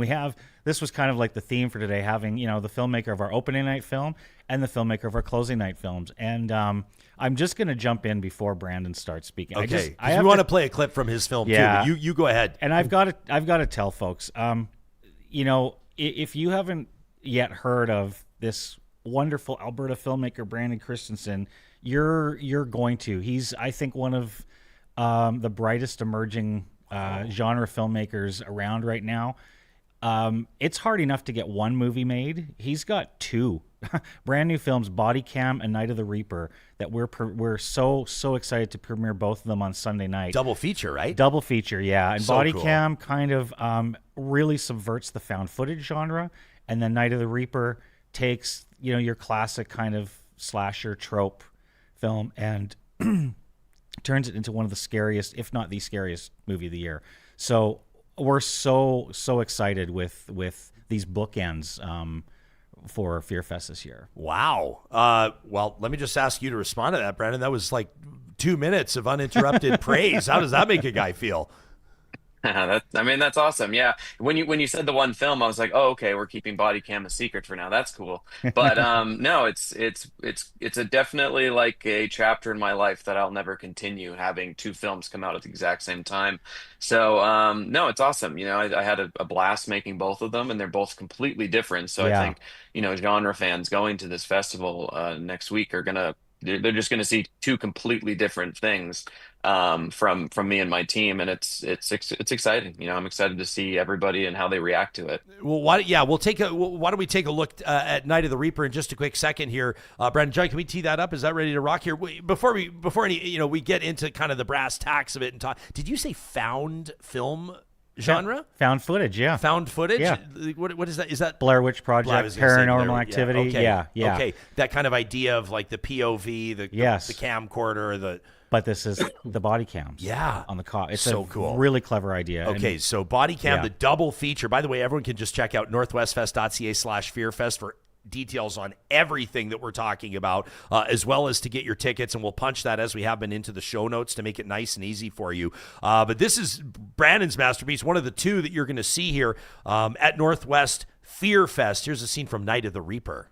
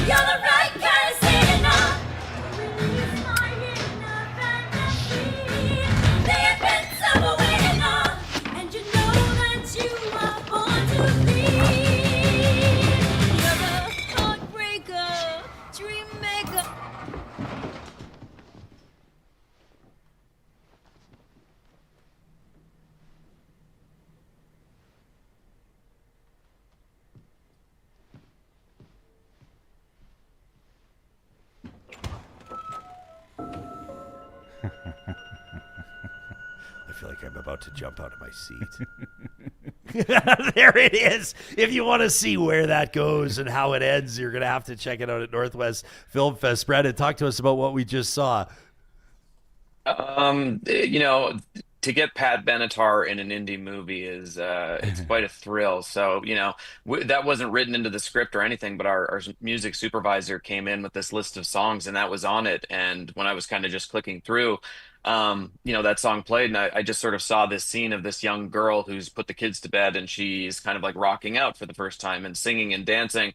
So I talked to Summer H. Howell, who you know, the babysitter there, who's now filming Carrie with Mike Flanagan, but she was totally into it to just like sing and dance and kind of be a goofball for a little bit. And yeah, it was really fun. It was like shooting a music video, and you know, some bad things happened to her after that, but it was fun to just let her kind of be young and free for a moment before you know, things go terribly wrong for her. I love the subtle shot of the knife block there. Yes. Yeah. The subtle shot of the knife block. You know what, Brad, what jumped out at me, right? For people that are listening, a lot of people listen to this on the podcast. One of the very first things you see in the clip is like just the old school TV, kind of that, like you think of like the VHS glory days. You know what I mean? Yeah. That kind of a source of inspiration, or at least kind of like setting the tone, I guess. Yeah, no, I mean, I grew up watching VHS tapes, making my own VHS tapes by recording things off TV and stuff. And so, you know, those tapes, there's a big chunk of the story devoted to, you know, VHS tapes and stuff like that. So, you know, there was a lot of aesthetic things that I wanted to hit on this film, and that, you know, the VHS, the tracking lines, all that stuff was certainly one of them. But yeah, you know, it's, when you're making an indie, you're just trying to create an era. And that's the version of the era that I remember most, you know, growing up. Like, I was born mid 80s. And so everything to me is just like brown and muted and drab. And, you know, going into this film, that was the big thing I wanted to touch on, was just kind of make it feel right. And so, you know, I think we did a really cool job of that. I want to talk to both of you guys about, you know, sort of creative risks. Linus, did you like this, your project? Obviously, you're talking about, you know, not just the legacy of an iconic production of an iconic film, but you're also talking about, you know, your dad's work, and I would imagine that would add a layer. It would add multiple layers. I know if I was doing anything along those lines for me, did you take a creative risk, or was there some process related to your filmmaking that you weren't necessarily sure about until it was done, until it was in the bag? Unfortunately, I wish I could give you more information. No, the only thing that was very surprising was the story about Pat Quinn kissing Meatloaf during the production. That was a surprise. But other than that, everything was kind of already in my head, and I just needed to get it on tape. I was just Brandon, your clip reminded me of quite a little bit of Risky Business. Oh yeah, you know, right? The opening, the Tom Cruise's dance scene, and that had some Risky Business vibes. It was cool. When you guys, Brandon, when you're putting a film together, do you think subconsciously or intentionally are you tapping into film, whether it was Risky Business or not, or something else, something that's made an impact on you? In other words, through a director's eyes, or in the way that a director works. You know, are you picking up things from other storytellers that you can see your own unique application of that same technique? Yeah, for sure. I mean, this movie definitely wears its inspirations on its sleeve. Like, there's Scream references, there's House of the Devil references, there's like When a Stranger Calls references. These are all movies that I kind of grew up, you know, watching, and so it was a big part of the process for me. It was to put these kind of comfortable things into the film so that the audience kind of knew what they were getting themselves into, because later in the film things take a turn and you know, it makes them feel less comfortable. So I've been saying it's like, you know, you start off with the cozy before you go into the crazy. And so a lot of that is just sort of the referential stuff that we put into the film just to make the audience feel like they knew where it was going. And then things change. So you've got an Alberta filmmaker here. You've got a filmmaker who became intentionally, willingly a Canadian citizen. Yeah. Talk to me about the programming angle on this and kind of what your mandate is. Obviously, you want to pack the theater every single night. Iconic theater. Amazing. I love that you're back at Metro. Yeah, it's a beautiful theater. For people who aren't familiar with the Metro Cinema at the Garneau, it was built in the 40s. It's historic. One of the, and you know, it's important to keep in mind a lot of independent art house cinemas didn't make it through the pandemic. Yeah. And we're very fortunate in this city that ours did. I mean, it's a 500-seat single screen theater. Those are hard to program and fill these days. I mean, Best popcorn in the league. best popcorn. They by sell far. beer. Yeah. Yes. And These are it's- things people want to know. And they have a huge lobby. And it's very near and dear to the hearts of I think a lot of people who live here. It's a great environment to see a movie, especially with an audience. Yeah. There's something about the audience experience there that's different than just going to no diss on the regular multiplexes, but it's just a different experience. Are you intentionally programming like Canadian films featuring Canadian directors? Is that on your radar? Or is this just the way it works out? Oh yeah, no. I always want to have at least a few Canadian films. I always want to have, as many Alberta features as possible. We have 3 this year.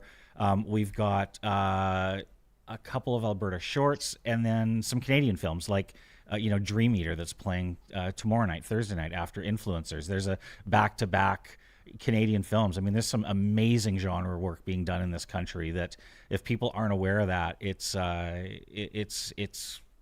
I mean, there always has been. You go back to the 70s with, the era of David Cronenberg and stuff. We've got a rich history of genre filmmaking in this country, and this next generation of filmmakers is really carrying that torch. So that's part of what I'm looking at. And then, the real mandate for this festival is right from when we started it is we wanted, and I know this might sound weird to some people because it's horror films, and genre films. We wanted this to be a fun festival. So, for instance, Friday night this weekend, we're doing Retro Night. It's 40th anniversary screenings of Reanimator, Return of the Living Dead, and Demons. Just fun, get some, friends together, go there. Like you said, the theater is licensed. I'm not advocating for anything. I am. To drink responsibly Yes. and enjoy yourselves. And a lot of people walk in that neighborhood, so it's great. But that's really our main focus and mandate is for people to have a good time and fun, and that is, I think, reflected really in the programming, especially, wrapping it back to our bookends here of opening night and closing night. I mean, I'm going to tell you, whether you're a Rocky Horror fan or not, or fanatic, I should say, you can't come out of Strange Journey not having fallen in love with Richard O'Brien. And then on closing night, you won't walk out of that theater after seeing Body Cam and Night of the Reaper not feeling proud about the work being done in this province. Okay, well, I wasn't sure, first of all, that we were allowed to talk about Body Cam because I think it was kind of under wraps. Like, was this before we get to the director, the Big Cheese himself, who's with us here in this Real Talk Roundtable, talk to me about why it was so important for you to get it. My understanding is that this is a big deal to have it at NorthwestFEARfest. With Body Cam? Yeah. Yeah, well, it's brand new. I mean, it's part of the thing that, I saw both films at separate times, and then... and I mean, Brandon can speak to this because I actually don't know the backstory of how it just timing-wise, how it worked out that both films happened to be coming out at around the same time. Yeah, you don't hear that a lot. Like, No, Brandon, you don't. sometimes you'll hear like an actor's been working on 2 different films over the last 2 years or something, and they happen to be released around the same time. But Brandon, you basically said to us, didn't you say like 5 minutes ago that this is like the last time you'll ever do this as a director, having 2 films in the works at the same time? How did this happen?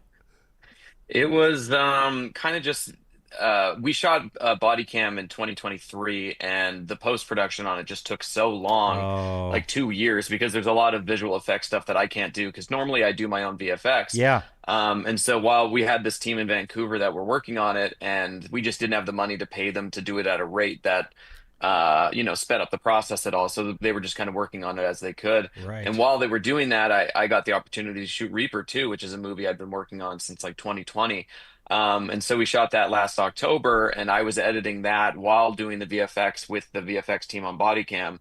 And just sort of, it just happened to be this way, but we ended up finishing Body Cam July 1st and Night of the Reaper on July 15th. And it just was, this year has been a tumultuous one, to say the least. But, I finished my own films. Like, I colored both films. I did all the VFX on Reaper. I edited both. So it was a tough time, but now it feels like, for sure I'll never do that again. But right now I feel pretty proud of it, just having done it. And it was just weird that it all happened at the exact same time. Like that'll never happen again, and I will make sure it doesn't. But it did here, and it was. I'm super proud of what we did. Brandon, you should have seen like Guy's eyes just when you were talking about everything that you were doing on the project. Your eyes were just getting wider and wider. Like he's a talented guy. Well, but within the industry, how unusual is that? I've never heard of it. I mean, I've seen people release movies back to back, but typically they won't be editing them and they won't be doing like visual effects and color and stuff like that. So I think it's pretty rare, and that's why I'm excited to do these double features. I've already been able to do a couple of them, and I'm proud of what we did and like being able to put these two together. And so I'm super excited to go to Edmonton and just sort of talk about the process of making these films, because it was 3 years of my life that was just devoted to these things, and now they're done and they're out there, and I can, finally talk about it. It was weird because Body Cam we shot in secret because it was supposed to be done really quickly, and then it just ended up being the longest tail on the film I've ever had. So it's, you never know when you're making these things. Hey, I have a quick question for Linus, because I know the audience reaction that I saw when I saw the film with an audience in March. Hey, Linus, you've been to a number of festivals now with the film. What's the reaction been like from, I guess, long-time Rocky Horror fanatics and regular, people maybe coming to the film for the first time? What's been the response like that you've experienced from audiences that you've been there in person with? Yeah. Well, it's been, as you know, it's been incredible. For we had a 6-minute standing ovation at the end of our screening at South by Southwest. 6 minutes. And a gentleman came up to the stage at the end of the Q&A, and he was shaking, and he said, "My wife and I met at Rocky 32 years ago, and she wanted me to tell you and your dad that if it wasn't for Rocky Horror, she wouldn't be alive today." Wow. So those are the kinds of reactions that my father and I are getting on a daily basis now, either through social media or in person. And it really speaks to the deep emotional impact that Rocky has had over all of these years. It's rare to see a documentary in a theater with people anyway.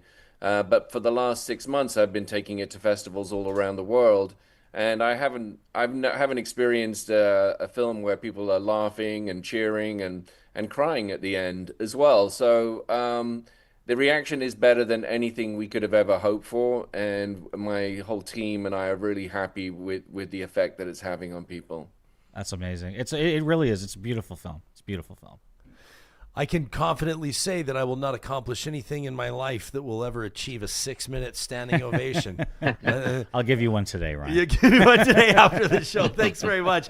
Fellas, I wanted to ask you guys in closing, Linus and Brandon, both of you, we're having fun, and I don't know what we call the genre. You're saying it's not necessarily horror, it's not whatever, but let me say through the month of October, you know exactly what I'm referring to. Around this time of year, do you have a personal favorite film that you either watch religiously year after year, or one of your absolute favorites? It could be an obvious one, it could be an obscure one.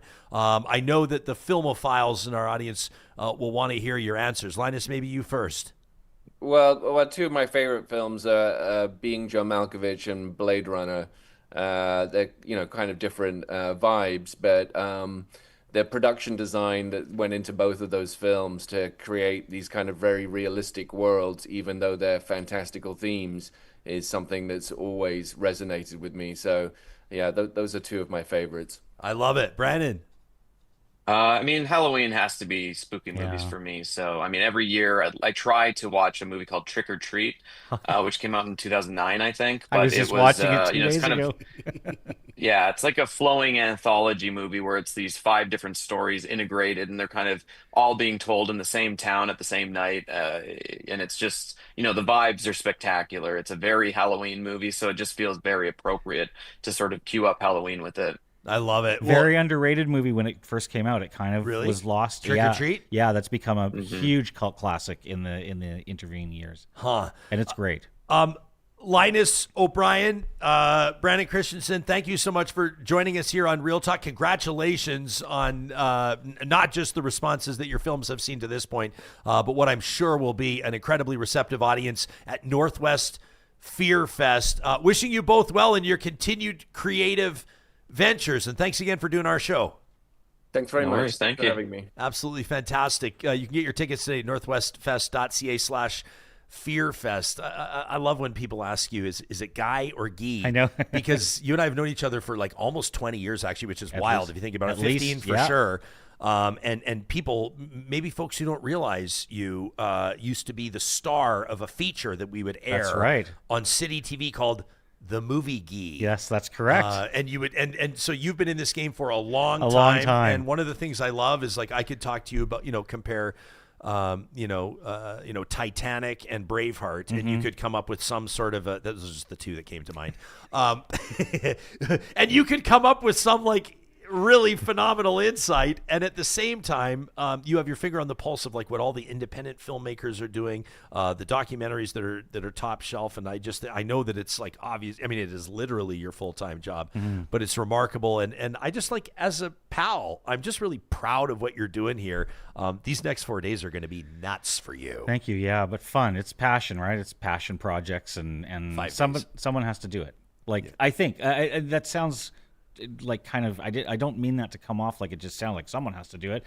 It's like, I actually think it's so important to have someone has to do it. Yeah, it's so important to have cultural events that somebody has to do it. I really think that the makeup of a great city is having great events and things to do that appeal to a wide range of people. Yeah.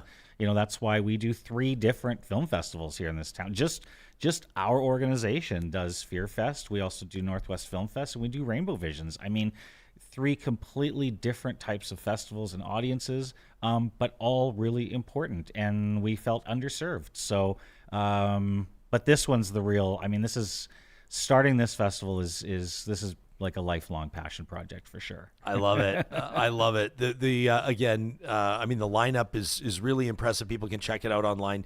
Get their tickets today. It literally is starting right now, guys. So over the next 5 days, October 15th through the 19th, be sure to check that out. I have to ask you for your all-time favorite. Like, is there a for when he said Halloween, it seemed like you were like, oh yeah. Yeah, it's up there. I mean, Halloween for sure. The original 1978 is top 3. That's my wife's favorite movie of all time. Of all time, period. Yeah, and me, it would probably be The Thing. So also John Carpenter, but I love The Thing from 1982. We screened it, our inaugural Northwest FEARfest, when we dipped our toe in the water and just did 3 nights, midweek, Tuesday to Thursday, and we did 5 films. That's all we did. That was the first one we did. We had a huge crowd, and I'm like, we're onto something here. Is it the same? I mean, this might be a tough question for you to answer. Do the same audiences coming out for like Northwest Fest, and it's totally different crowds, totally different audiences for the FEARfest and Rainbow Visions? A little bit of crossover. We have just like the people who love film festivals, but for the most part, the difference with this festival from our other 2 is, like, for instance,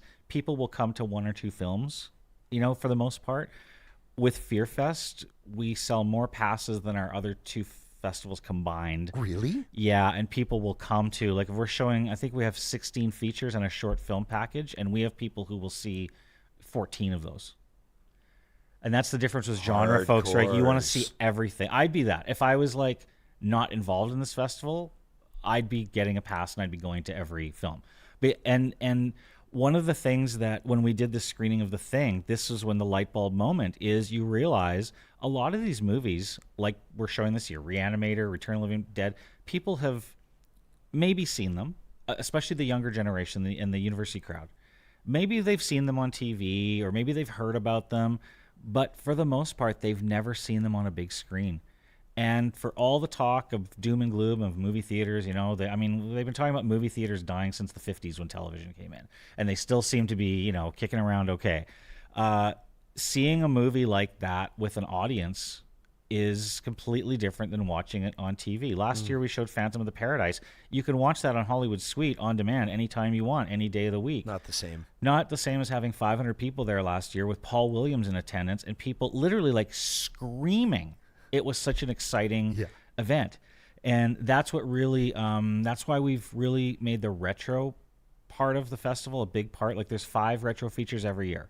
And that's part of it, is because there's a lot of people who've never seen these movies in a theater. And it's such a great experience that we just want to carry that on, along with celebrating the best of, like, the new stuff that's being done. Johnny and I are excited to be nominated in 3 categories at the Rosie Awards coming up next weekend. Told the audience about it a little bit.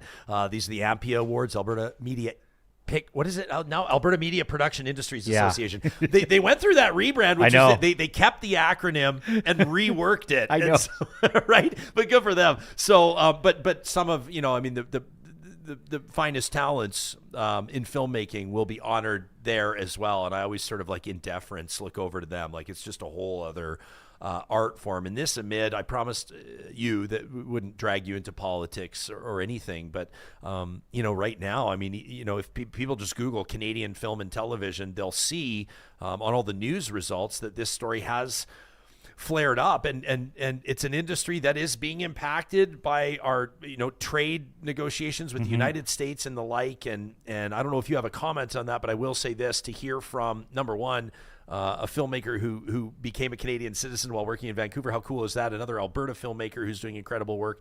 It's encouraging to me because I think it's so important, and there is so much talent on Canadian soil. Canada is producing talent that the world is seeing at work. And that's not a guarantee without audience support.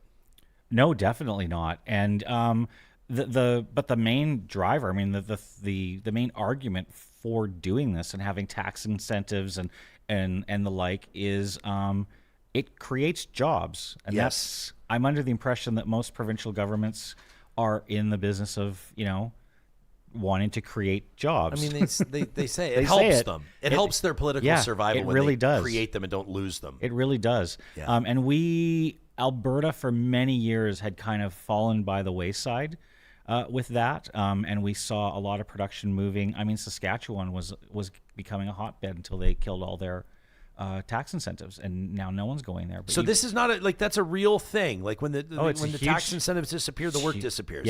Yeah. I mean, you want to see an industry driver, you go, I mean, I mentioned before being from Manitoba, Winnipeg, it's a huge industry there now.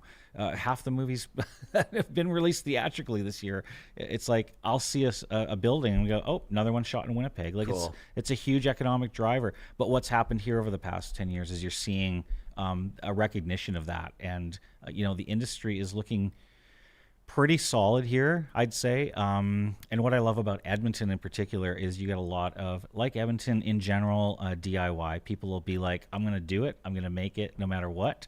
And that's what we're seeing. And we like to celebrate that. Yeah, absolutely. Well, you're doing a hell of a job, Guy.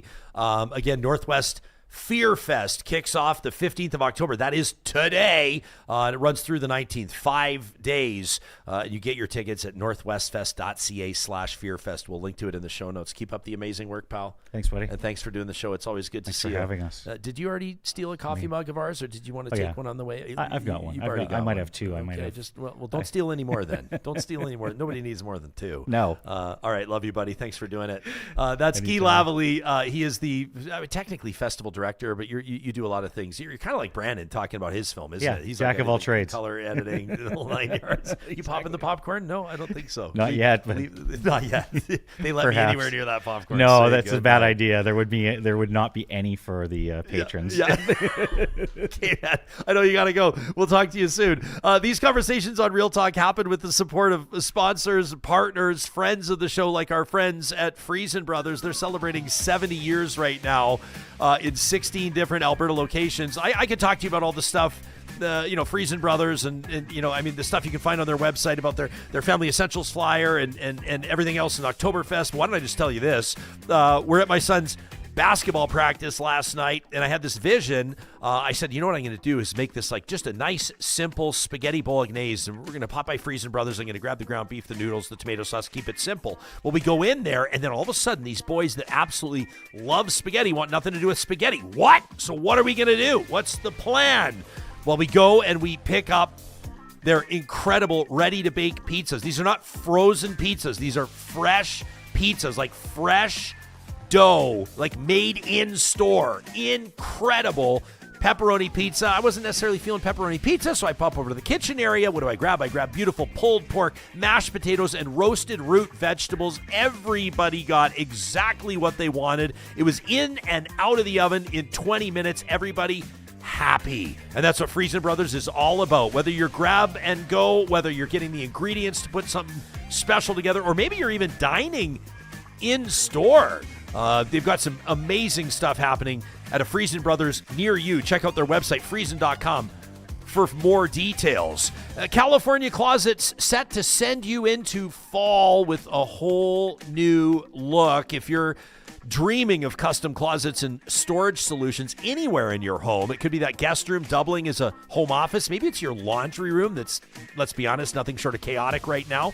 Maybe it's a mud room you can be proud of, or that dream walk-in closets. California Closets does it all, manufactured right here in our home province of Alberta and guaranteed for life. And if you check out their website, californiaclosets.ca, you'll be able to get details on how they can work with your space and your budget. I know that some folks believe that because this is fully custom and guaranteed for life, they can't afford it. They have different levels, including practical simplicity, all the way up to luxury refined. Request your free consultation today at californiaclosets.ca. Another record-setting year for our friends at Solar by Kuby. Can you believe this? 5,700 solar installations to date, celebrating 10 years of integrated renewable solutions. Kuby was started by technicians. These are electricians and engineers that started this company 10 years ago, coming out of the oil patch, as a matter of fact, and working toward their own green energy goals. It's not a company built by salespeople, so every installation is technically impeccable. The cleanest installations you'll find. It's always a good time of year to get that free solar quote so you can get an idea of what you're looking at. Plus, they can talk to you about the different government incentives that are available. Kuby will take you through every step of the process.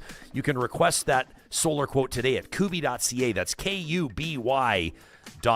UCAN Youth Services is Real Talk's charity of choice for 2025-26, an incredible nonprofit charitable organization helping young people out of harm's way and onto a path of economic independence. A big part of that is their Verto project. That's Latin, by the way, for turnaround or change. It's a 20-week pre-employment program that helps young people between 18 and 24 years of age transition out of harm's way and then back into school or into the workforce. These are young people that in many circumstances have been on their own for the better part of their teenage years. Some of them in the most serious situations you can imagine. The team at UCAN provides the resources to get these young people back on their feet, to understand truly what they're capable of, and the stories are nothing short of inspiring. If you're looking as an employer to hire entry-level, reliable, motivated team members, consider a partnership with UCAN today. You can learn more about what they're doing. Or if you'd like to be on the wait list for the Verto program, you can apply now at ucan.ca. A shout out to our Edmonton Oilers. Big win, Madison Square Garden, shutting out the New York Rangers. Can't believe this. The Rangers become, by the way, the first team in NHL history to be shut out in the first 3 games of their NHL season. Wow. The Oilers, the ones making that happen. It's a big year at Play Alberta. If you're looking to invest a little into your game watching experience, Albertans are winning big with Play Alberta. And Real Talkers have an exclusive opportunity for a $50 free bet that's available with the promo code Ryan50. That's Ryan50, all one word, at playalberta.ca or on the Play Alberta app. A $50 free bet with a $50 deposit when you use the promo code Ryan50. You must be 18 or older to play, and if you gamble, please use your game sense. We'll remind you about some of these amazing opportunities throughout the Oilers season. And of course, stories of Alberta winning. It's Alberta Wins every Thursday right here on Real Talk, presented by Play Alberta. And a quick message to those business owners out there. We know that if you're running a successful business, you've already prioritized making smart decisions, not just in the now, but in the future as well. And a lot of you are trying to decide, whether you want to pay yourself with salary or dividends. Maybe you should leave money in your corporation for your eventual retirement. There could be options that your current financial advisor isn't even telling you about, and that's where the team at North Road Investment Council comes in. Life's financial journey doesn't always follow a straight path, right? If you're earning your business, that is, greater than $200,000 annually, if you are over the age of 40, an option that deserves a serious look is the individual pension plan. They call it the IPP. It's a powerful retirement strategy, but it's not for everybody. The team at North Road Investment Council has put together a really simple, a plain language white paper outlining the benefits and the challenges of an IPP, that individual pension plan. You can learn if it's right for you by connecting with them at northroadic.com. Learn what makes North Road different. Their website, northroadic.com, is where you'll find North Road Investment Council. The intrepid technical director of this show, Johnny Infamous, flying the plane on a busy morning. Kudos to you for that. I knew that before we wrapped, I had to ask you the same question. Do you have an October, a seasonal, I guess what I'm saying is a Halloween favorite when it comes to films, when it comes to sitting down, popping your popcorn, and settling in? Is there one at the top of the list? I don't have a favorite, but I would agree with Brandon. Yeah. Halloween movies I always go back to. I like the classics, though. I like Nightmare on Elm Street. I go back to Freddy. I like the Halloween movies. Actually, the newer Halloweens, too, all the remakes that are, it's kind of hard to follow the timeline. But as long as they've got Jamie Lee Curtis in them, I love those too. Legend. But yeah, and of course I dig the new stuff. Like if you go on the streaming platforms right now, like there's all sorts of Halloween themed, and just not even Halloween themed, just scary stuff. Like I just finished the Ed Gein Monster on Netflix, and that was good? It was a really great season where they tied in like Alfred Hitchcock's making of Psycho, which is another great flick, the original and the remake with Vince Vaughn, even though it's laughable and has like 40% of Rotten Tomatoes. But another like classic horror film, the Alfred Hitchcock version, which was like, it was great how this Netflix series about Ed Gein tied in, because Psycho was based off of Ed Gein and all this crazy stuff he did, like, you know, taking people's skin off and wearing it and stuff like that. Yeah. But they tied in, like, not modern day, but years later, how Alfred Hitchcock kind of morphed the Ed Gein kind of modus operandi into Psycho. And it was just awesome. And it just made me want to watch Psycho again. But I'll say this once, and people might disagree with me, because, hey, if you're born in a year that starts with a 2000s, you probably will disagree. But for me, old school slasher flicks, they're just the best, because they're almost laughable these days because of the effects and whatever. We've come so far since then, right? But watching Freddy, watching Jason, watching, Michael Myers, the creepy music when they come in. Why is this person not running? Why do they keep going back to the shed or the lake or whatever? It's part of the whole nostalgia that just makes it amazing and funny and awesome and scary at the same time. I don't have the picture like handy, but I had a chance when I was hosting this TV show, Breakfast Television, to interview Robert Englund, the actor who played Freddy Krueger.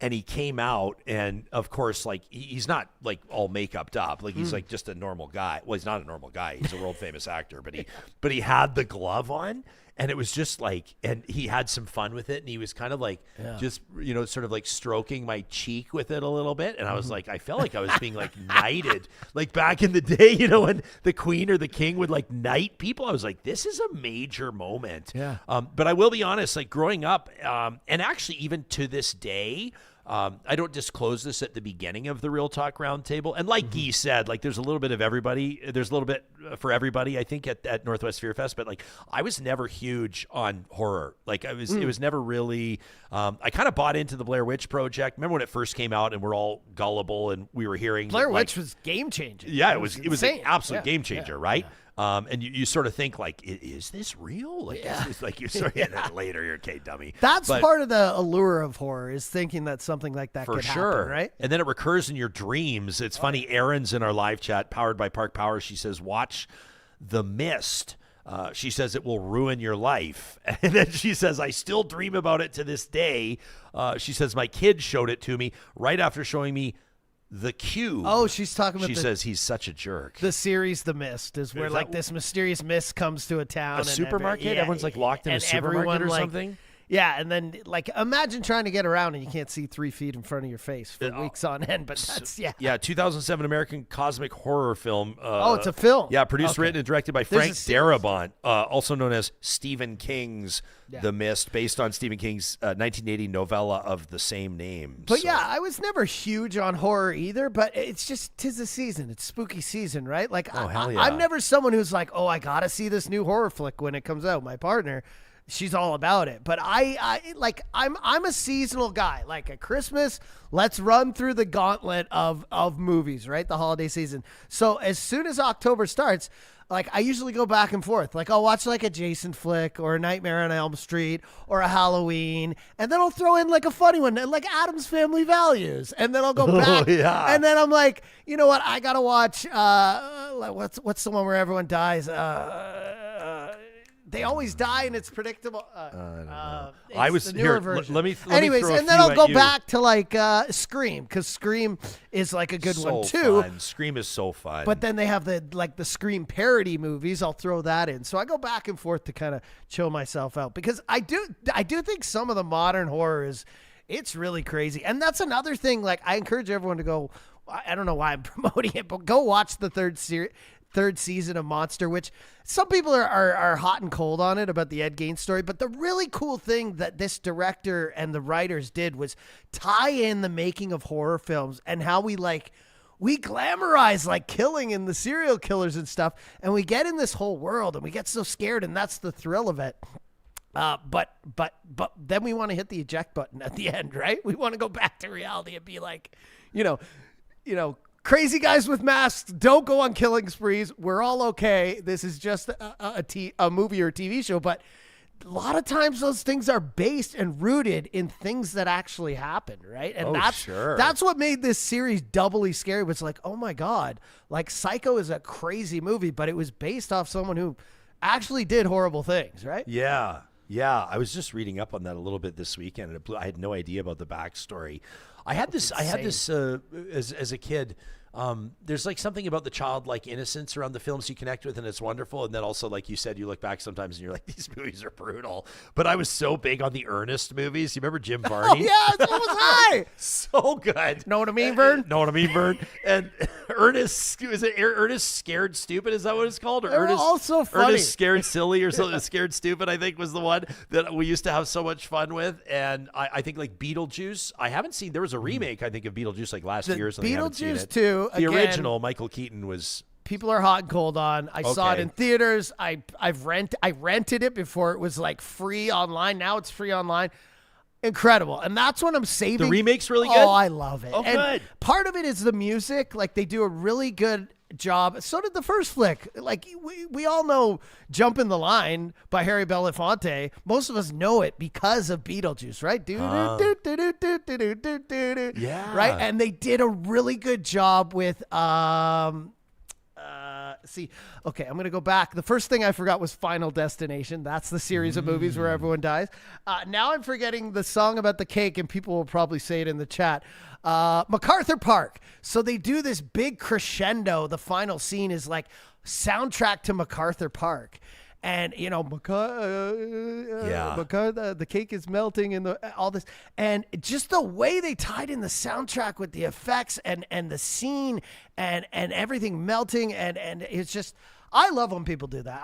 I almost think like it's more creative when you think of like the music beforehand, because it's almost like the music set the final scene of this movie. Like it wouldn't have been the same ending to the movie if they hadn't have tied it in with this song, MacArthur Park. So that was another big thing for me. So another thing I like about Beetlejuice is that's another movie that's like could be scary to a young kid. I mean, some of the CGI and the snakes coming out of the face, but for me, it's just funny. I love watching it, but it's got a spooky vibe as well, right? And isn't Halloween really about, I know it's about scary stuff and all this, but in the end, it's about kids having fun, right? It's not about scaring the shit out of everyone. I mean, it is, but you know what I mean. Well, there's, I mean, a few people on our street could use that memo, which is, I say that in jest. We have just a small ways away, not technically our street, but near where we live. It's like, you know, Edmonton, for our national audience, or for those of you even in other parts of Alberta, Edmonton has sort of two streets. Number one is Candy Cane Lane, which is like iconic. It's self-explanatory what it is. Every house, well, virtually every house on that street does holiday lights like you wouldn't believe. Couple Scrooges. Like just, yeah. or maybe they're just, you know. We don't know their.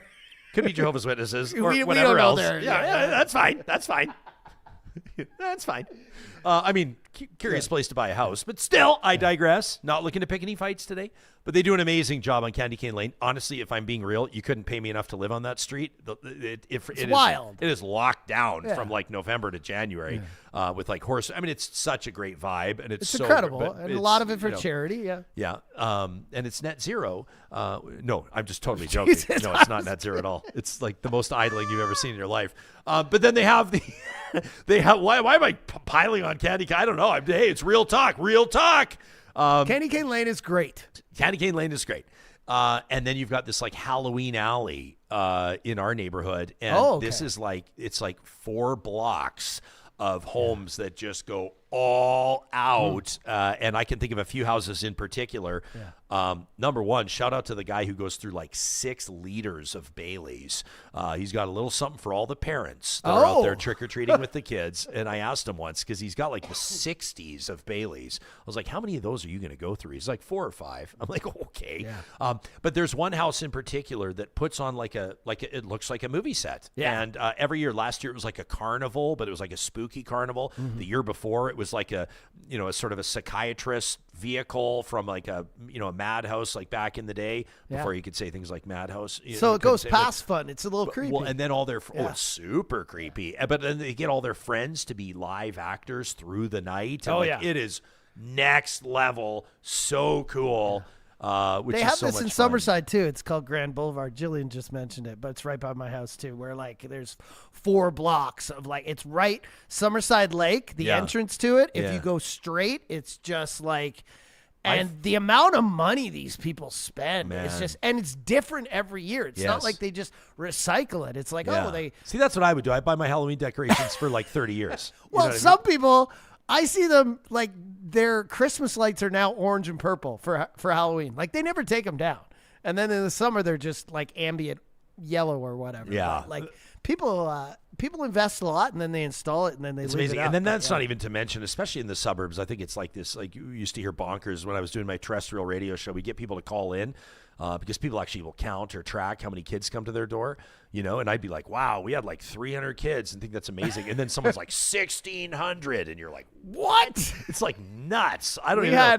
I lived just like maybe 4 blocks from where this crazy Grand Boulevard Halloween thing happens, and I had like 7 kids last year. Do you like it that way? I mean, I guess, but I think I'm getting like the draw off after, because people drive Candy Cane Lane, the place you're talking about by your house, Summerside, like people drive there from like the north side or wherever. We're out of town just to go take their kids and, you walk could down the change. You street. could change that up. You could do like Infamous Entertainment presents Halloween at Johnny's, and then you could be out there spinning with like fog machines and just with a think about Jason it. mask on and a chainsaw. scaring people. Matthew says he's with me. I don't know if he means that he used to love the Ernest movies or he's not always huge on horror, but this is great. Everybody's Erin says she's never watched Halloween or Nightmare on Elm Street. What? A lot of you talking about Ichabod's Crane. Jillian says that. She says or Corpse Bride or Nightmare Before Christmas.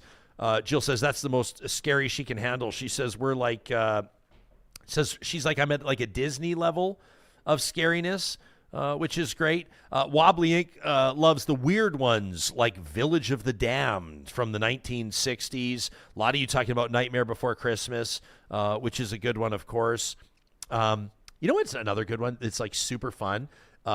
Maybe not like we had it on our house last year and I was like, maybe it's not age appropriate for the toddler. I think we figured that out pretty quick, but Hocus Pocus. Sarah Jessica Parker. I was going to mention that earlier. earlier. Second one too, right? Bette Midler is hilarious. Hocus Pocus 2, which was again met with hot and cold. But yeah, those are those ones like Addams Family, Hocus Pocus 2, 1 and 2, Halloween Town. You throw those in to just kind of smooth out the other horror films. But again, even if someone who you just mentioned in the text hasn't seen Nightmare on Elm Street, if they haven't seen Halloween, I don't believe them. Like, it's been in the background at a house.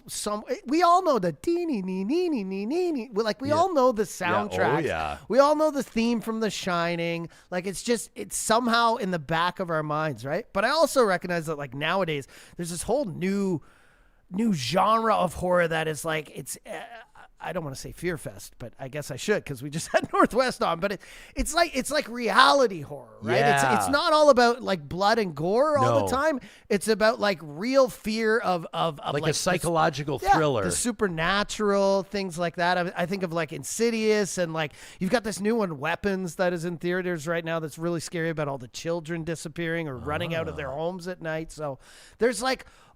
The horror doesn't necessarily have to be, and I get how some people are turned off to like slasher flicks, I think is what they're referring to, where people get stabbed and there's all this gore, and that's really, again, Alfred Hitchcock. Again, go watch the Ed Gein series because Psycho really opened the door for that. It was the first time you saw like a woman naked in a shower. You know, I don't want to bring too much of it up. This isn't a family show, but like getting stabbed and like the up close shots of it and stuff. And so watching that series and being like, oh my God, there was a time when this wasn't cool, when it wasn't shown. And Alfred Hitchcock just kicked that door down. There was a shout out to the Birds earlier too. People were saying, yeah, absolutely. Sharon says The Witches with Angelica Houston's a good one. Some of you, M8 Witches says, is good, Misery says with Kathy Bates, best movie.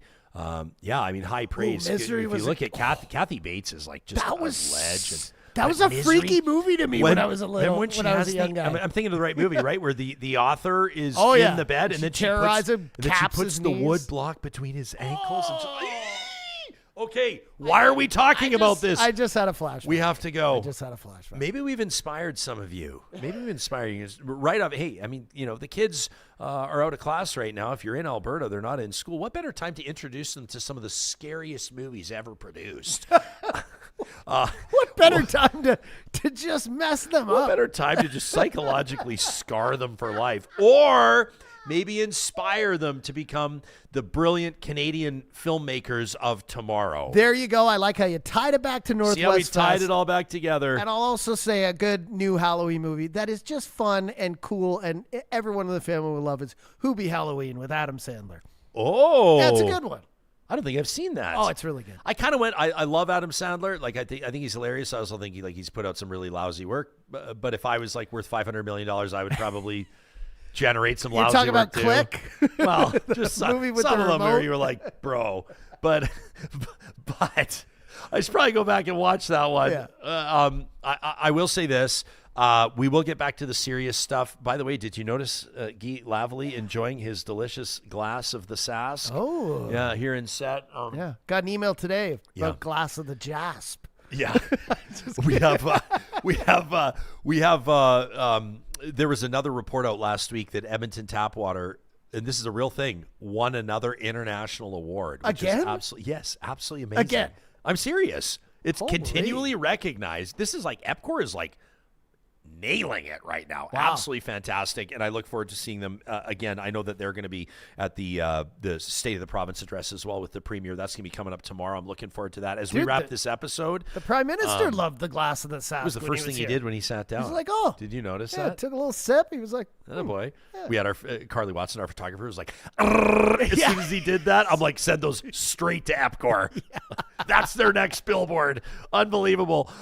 We are going to have an in-studio guest tomorrow, and she's going to be part of a 3-person roundtable election coming up October 20th. You guys already know that. But how much attention are we paying around the school trustees? To be honest, not enough. And so we've got a roundtable you're not going to want to miss. We've got urban and rural represented. We're going to hit it from all angles. It's important stuff, especially with groups trying to take over those school boards. We hope you'll join us then. Thanks again, Real Talkers, for being here for this one.